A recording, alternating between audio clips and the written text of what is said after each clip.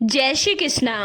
एक पंडित जी कई वर्षों तक काशी में शास्त्रों का अध्ययन करने के बाद गांव लौटे।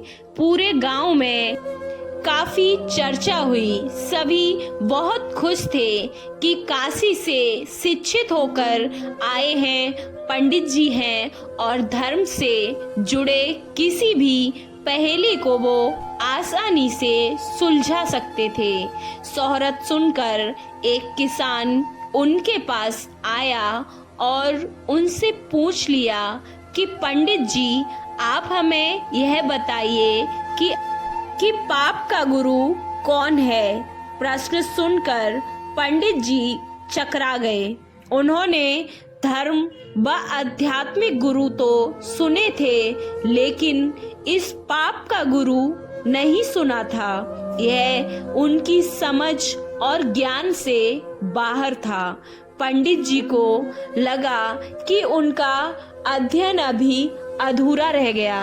वह फिर काशी लौटे, अनेक गुरुओं से मिले और उन्होंने किसान के उस सवाल का जवाब नहीं मिला। वह अचानक से एक दिन उनकी मुलाकात एक गणिका यानी कि वैश्या से हो गई। उन्होंने पंडित जी से परेशानी का कारण पूछा। पंडित जी ने तो उन्होंने अपनी समस्या भी उस गणिका को बता दी। अब गणिका बोली, पंडित जी, इसका उत्तर तो बहुत ही सरल है, लेकिन उत्तर पाने के लिए आपको कुछ दिन मेरे पड़ोस में ही रहना होगा। पंडित जी इस ज्ञान के लिए भी तैयार हो गए और इस ज्ञान के लिए ही वह भटक रहे थे। पंडित जी गणिका की बात मान गए। गणिका ने अपने पास ही उनके रहने की एक अलग व्यवस्था कर दी। पंडित जी किसी के हाथ का बना हुआ खाना कभी नहीं खाते थे। अपने नियम, आचार और धर्म परंपरा के कट्टर अनुयायी थे। गणिका के घर में रहकर अपने हाथ से खाना बनाते और खाते। कुछ दिन तो बड़े आराम से बीते, लेकिन सवाल का जवाब पंडित जी को अभी तक नहीं मिला। वह उत्तर की प्रतीक्षा में यूं ही बने रहे। एक दिन गणिका बोली, पंडित जी, आपको भोजन पकाने में बड़ी तकलीफ होती है और यहाँ पर देखने वाला तो और कोई नहीं है।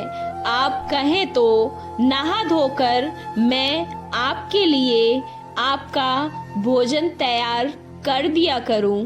पंडित जी को राजी करने के लिए उसने बहुत लालच दिया।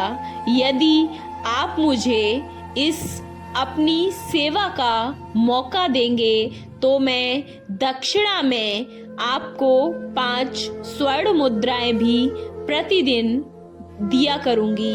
स्वर्ण मुद्रा का नाम सुनकर ही पंडित जी विचार करने लगे। पका पकाया भोजन और साथ में सोने के सिक्के भी मिल रहे हैं, अर्थात दोनों हाथों में लड्डू हैं। पंडित जी ने अपना नियम और व्रत, आचार विचार, धर्म सब कुछ भूल गए।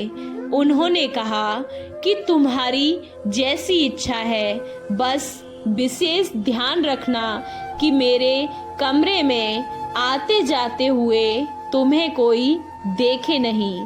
पहले ही दिन कई प्रकार के पंडित जी के लिए पकवान उस गणिका ने बनाए।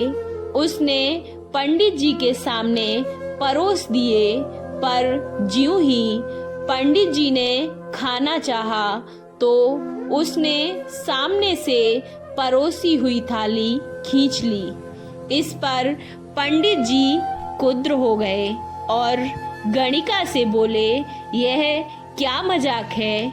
गणिका ने कहा, पंडित जी, यह मजाक नहीं है। पंडित जी, यह तो आपके उस प्रश्न का ही उत्तर है। यहाँ आने से पहले आप भोजन तो दूर, किसी के हाथ का पानी तक पीना पसंद नहीं करते थे, मगर इन कुछ स्वर्ण मुद्राओं के लोभ में आपने मेरे हाथ का बना बनाया खाना भी आज स्वीकार कर लिया। यह लोभ ही पाप का गुरु है। आपको ये कहानी कैसी लगी? अच्छी लगी तो कमेंट बॉक्स में जय श्री कृष्णा अवश्य लिखें। वीडियो को लाइक, चैनल को सब्सक्राइब करना ना भूलें।